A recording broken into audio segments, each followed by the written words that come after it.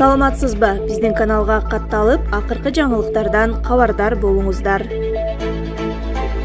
Акылыңар сабиз менен помидордун тегерегинде, тагыраагы кара курсак менен кызыл кекиртектин тегерегинде гана ой жүгүртө алган үчүн бүгүнкү аянттын жарымын ээлеген техникалар жөнүндө ооз ача албай отурасыңар. Чынында башыңар деле жеткен жок. Алар канчалык деңгээлде бизге керек? Аны кайсы тармакка бөлүп берет? Көчмө медициналык унаалар келди. Ал жөнүндө деле эч нерсе жаза албайсыңар. Кай бириң калыс сүйлөбөй бир беткей жамандоого көнгөнүң үчүн. Кай бириң Садыр Жапаровдун демилгеси менен алып келингендиги үчүн. Кай бириң чыр-баштардын айдактаган ити болгонуң үчүн. Кай бириңдин акылың тамак аш менен гана чектелгени үчүн. Кечөө сабиз менен помидорду көкөлөтүп дүйнөлүк болуп көрбөгөн жаңылыктай жарыялап жаткан аттуу баштуу сайттар бүгүн тыңкыйып гана отурушканын көр. Кечээ сабиз кымбаттап, сабиз жок эртең өлүп калчудай, помидор Түркмөнстандан келип намысы тебеленип арман жазып жаткан ары жок эл адамдары бүгүн тилдерин жутуп темирди чайнап жута албай отурганын көр. Байкадым, президент Садыр Жапаровдун жакшы иштерин бир гана мекенчил тарапташтары таратып тырбаңдашат экен да, элдин 70% жакшы жаңылыктардан кабары жок кала берет экен. Ал эми болбогон майда барат ушактын деңгээлиндеги каралоолор Кыргызстандын 7 дубанын 7 тегеренип турат экен. Анткени чыр-баштар Ичак 2ден медиа каналдарды ачып, миңдеген ушакчы жалданма жарчыларды жалдап алган турбайбы? Көрсө алар билет экен, медиа аркылуу кантип ызы-чуу чыгарып туруу жолдорун. Эмнеси болсо да аман болгула. Ал эми кайра сүйүнүп жар салып, президенттин демилгеси менен МЧСтин жаңылануусу менен медицина автоунааларынын келгендигин жарыялап жаткан мекенчил тарапташтарыма терең ыраазычылык. Бактыгүл Иманбек кызы. Афганистандан келе турган коркунучту алдын алуу үчүн баары биригүүгө аргасыз, деди Назарньюс маалымат агенттигине саясат таануучу Марс Сариев. Марс агай, президент Түркмөнстанга, Тажикстанга катары менен расмий иш сапары менен барды. Айрыкча Тажикстанга болгон иш сапары коомчулукту түрдүү пикирлерди жаратты. Президент эмне үчүн Тажикстанга барууга аргасыз болду?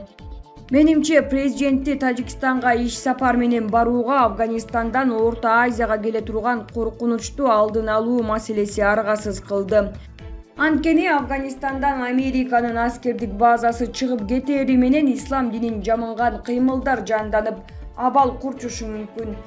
Ал тургай исламдык кыймылдар тоолу Бадахшан аркылуу же Тажикстандын башка жери аркылуу Баткен окуясындай Фергана өрөөнүнө өтүүгө аракет кылышы мүмкүн. Ошондой эле Тажикстанда граждандык согушту да тутантып жибериши мүмкүн. Садыр Жапаровдун иш сапары мына ушул маселелерди алдын алууга багытталды десек болот. Афганистандан келген коркунуч Кыргызстан менен Тажикстан элдешсе эле жок болуп калабы? Кошуналар менен ынтымактуу болуп, бир билек, бир күчкө айланышыбыз керек. Антпесек алар менен күрөшүү жалгыз мамлекеттин колунан келбейт. ОДКБ ШОСтун кеңеши менен мамилени түздөп, катачылыктарга жол бербейли деген таризде Садыр Жапаров Тажикстанга, Түркмөнстанга барды. Ошон үчүн аны расмий сапарын бир жактуу кароодон алыс болушубуз керек. Анткени Афганистандан келе турган коркунучту алдын алуу үчүн баары биригүүгө аргасыз. ОДКБ ШОСпу баары биригип чек араларды катуу көзөмөлдөшү керек. Булак Назарньюс чекеткейже. Исхак Масалиев. Депутаттар каникулда жүрүп 200-300 миң сом акча алышат. Жогорку кеңештин депутаттары эмгек көргүү акысы катары 200-300 миң сомдон алышат. Бул тууралуу өзүнүн Facebook тармагындагы баракчасына мурдагы парламентарий Исхак Масалиев жазды.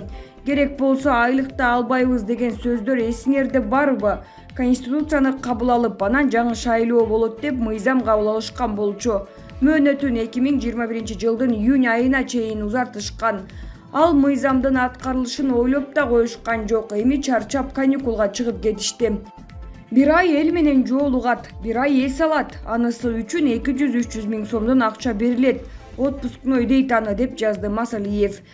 Ал эми жогорку кеңештин маалымат кызматынан депутаттардын эмгек өргүү учурунда алган акысы тууралуу кийинчерээк маалымат берилерин айтты.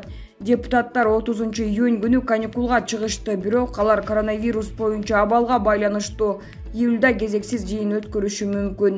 Булак Назар Ньюс чекитке ийжи. Исфандияр Кадыров иним Фейсбукта ушундай пост чыгарыптыр.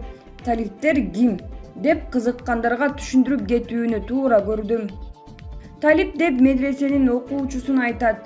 СССР 1989 жылы Ооганстандан чыгып кеткенде билимдиги жок мужахеттер бийлик талашты башташат. Аларды сын пикирге алып, талиптер элдин ишенимине бат эле кирип алышат.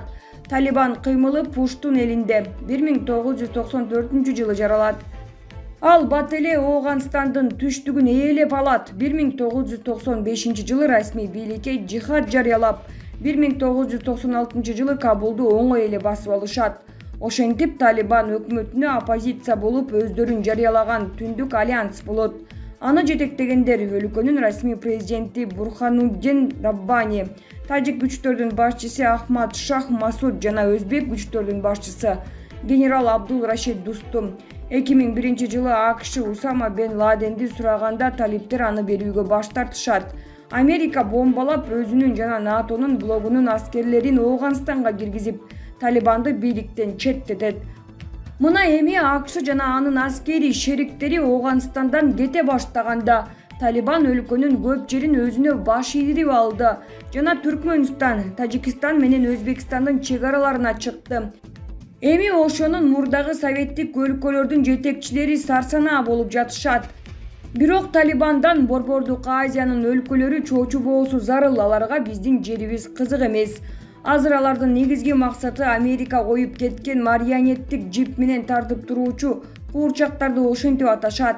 Бийликтен өлкөнү тазалоо, өлкөнүн көз карандысыздыгын бекемдөө, мамлекеттик башкаруу жана экономикалык системаларды жөнгө салуу.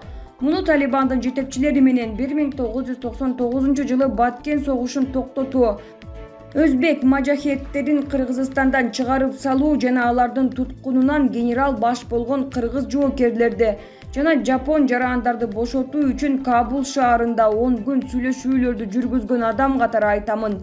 Азыр карасаң, Ооганстанга бир жолу да барбагандар Талибандын жетекчисин эмес, тирүү жөнөкөй талипти көрбөгөндөр серепчи, саясатчы болуп алышып эле Борбордук Азиянын элдеринин жүрөктөрүн түшүргөнгө аракет жасап атышканы итиркейди келтирет. Өткөн кылымдын 20-30 жылдары өлкө үчүн, дини үчүн согушкан мекенчилдерди басмачы деп ат коюп алышып, большевиктер Борбордук Азиянын элдерин ушинтип коркутушчу. СССРда, АКШда 10 жылдан согушуп, Ооганстан элин багындыра алышпады. Эркиндикти, азаттыкты сүйгөн Ооган эли өзүнүн өлкөсүн кайра курулуусу менен алектенет. Биздин жерлерди басып алуу деген максаты жок.